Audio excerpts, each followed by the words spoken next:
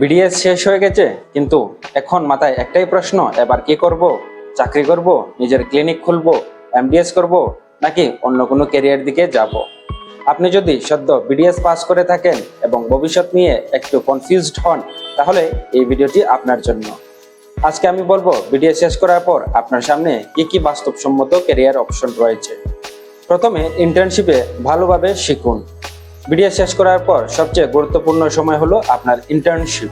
শুধু সার্টিফিকেট পাওয়ার জন্য ইন্টার্নশিপ করবেন না, চেষ্টা করুন বাস্তবে কাজ শিখতে। যেমন দাঁত তোলা, স্কেলিং, ফিলিং, রুট ক্যানাল এর basic procedure, local anaesthesia, denture, emergency patient management.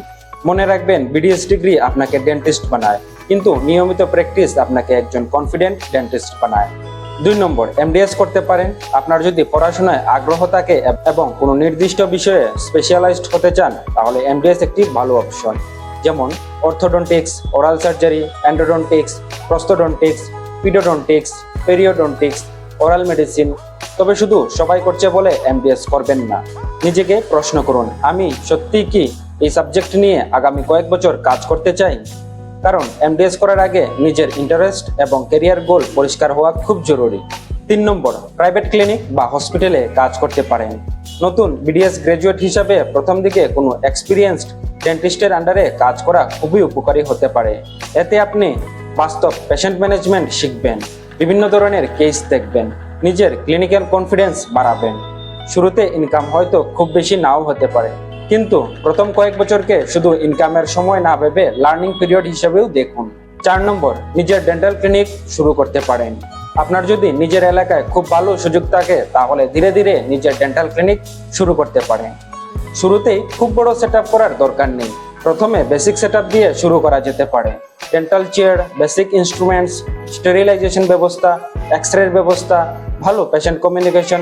সবচেয়ে গুরুত্বপূর্ণ বিষয় হলো পেশেন্টের ট্রাস্ট। একজন পেশেন্ট যদি আপনার ট্রিটমেন্ট এবং ব্যবহার পছন্দ করেন, তাহলে তিনি আবার আসবেন এবং অন্যকেও আপনার কাছে পাঠাবেন। 5 নম্বর, বিভিন্ন ক্লিনিক্যাল কোর্স করতে পারেন। বিডিএস এর পরে সবকিছু বই থেকে শেখা যায় না। আপনি ভালো ইনস্টিটিউট থেকে হ্যান্ডস অন ট্রেনিং নিতে পারেন। Root canal, implant dentistry, aesthetic dentistry, smile designing, advanced extraction, rotary endodontics.